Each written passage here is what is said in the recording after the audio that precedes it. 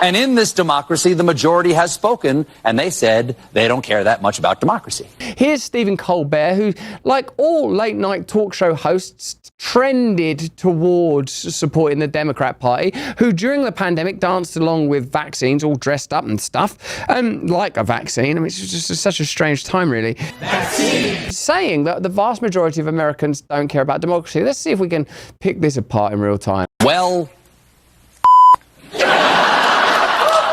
it happened again. After a bizarre and vicious campaign fueled by a desperate need not to go to jail, Donald Trump has won the 2024 election.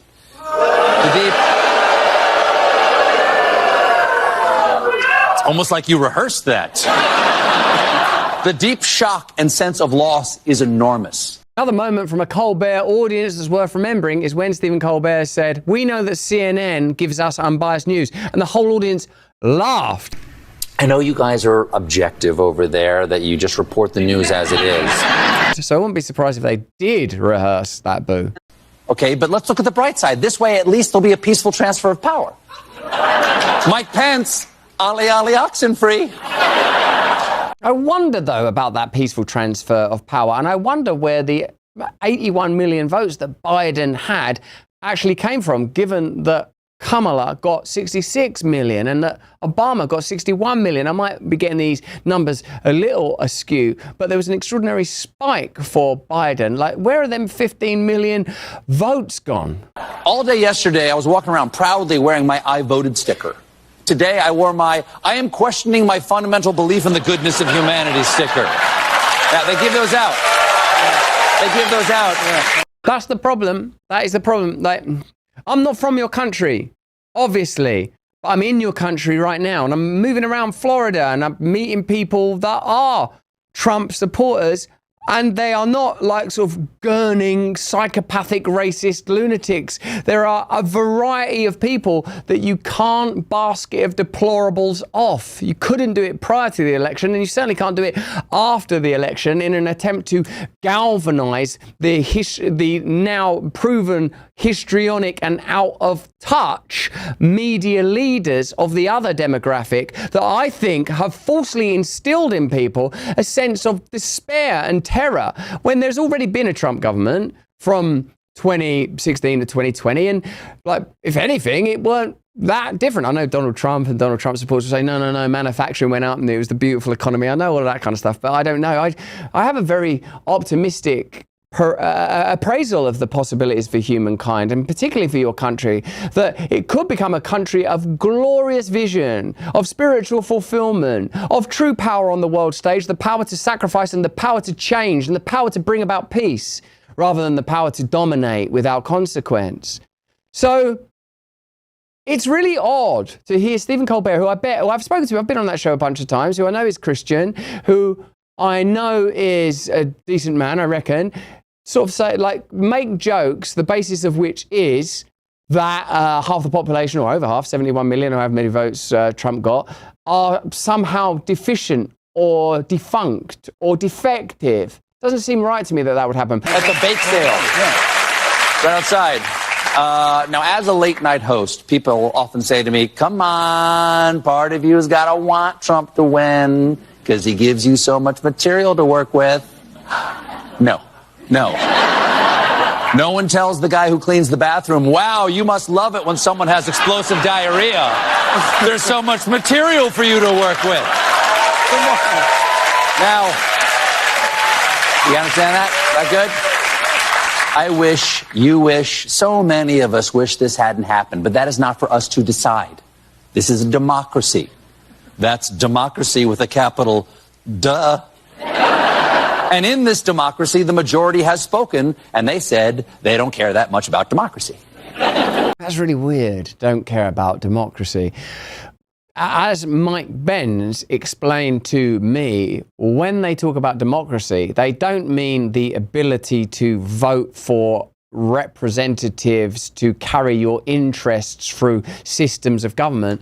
They mean the systems of government themselves. They mean They want the judiciary, the media, and the various executive branches of your government to be controlled by a certain ideology, and they don't want that to be infected, impacted, or altered. You know, all the while that American taxpayers have been funding the ongoing and hopefully soon resolved war between Ukraine and Russia, it's been presented as a war to protect democracy, even though there are no elections in Ukraine. Now, I know a lot of countries suspend elections when there's a war on. That I know that. But they've also suspended the media, and they've also got really interesting relationships with like BlackRock, and there's a lot going on there. And so the information that we're given matters, and it's, I think, very harmful to derisorily, if such a word is possible, derisorily dismiss 71 million people as not caring about democracy, when I think what they really care about are probably values, principles, families, individual rights and community. And like, I know that there would be pushback on that. Well, don't they care about the rights of people to get abortions? And look, it's not a subject I can claim to be an expert in, but isn't Trump actually saying that the states should decide at what point, so there's no one saying, I don't think, ban abortions as a centralized edict. So even that understandably galvanizing and distressing issue that centers around the sanctity of human life is being misrepresented, like all of the other issues. And I want to take a moment to congratulate Kamala Harris and Tim Walz on running an amazing 107-day campaign. Come on. That was extraordinary. Right out of the gate. They hit it right out of the gate. Yeah, people saying about that sort of republic and democracy. In a sense, I think these two synecdoches are interchangeable and mean the will of the people can be represented through institutions of government, through the ballot box. That's what I mean when I say that. Let's be honest, most K-Cup pods are serving you mouldy, pesticide-laden rubbish. Chains like Dunkin', they're stinking the place out with their stale coffee and expecting you to say cheers. 1775 Coffee makes sure you don't have to drink a chemical soup when you want a caffeine lift. 1775 Coffee steps in to slap the mediocrity right out of the competition. Their K-Cup pods are filled with single origin, high altitude beans, hand-picked by people who know what flavour actually is. It's coffee that will slap your brain fast awake. Faster, in fact, than a government scandal. Who doesn't need an injection of this new caffeine inflection? Kamala Biden? Get this stuff down you. You've got a choice of medium roast, dark roast and mushroom blend. Yeah, actual mushrooms like lion's mane and reishi to boost your brain power as well as giving you an immediate lift. Because let's be honest, if your coffee isn't strong enough to overthrow a small government, what's the point? This coffee is for people who don't want a participation trophy. This is coffee for winners. Go to 1775coffee.com, grab your 24-pack and tell Corporate Coffee to take a hike. That's go to 1775coffee.com, grab your 24-pack and tell Corporate Coffee to take a hike. Caffeine that will help you overthrow the powerful. Hey, thanks for watching. If you want to see more uncensored content where free speech can flourish, join our live stream. Click the link right here to watch the next video if you want to, or become a member of a growing movement. Download the Rumble app and you'll be informed every time we make a new piece of content. Stay free.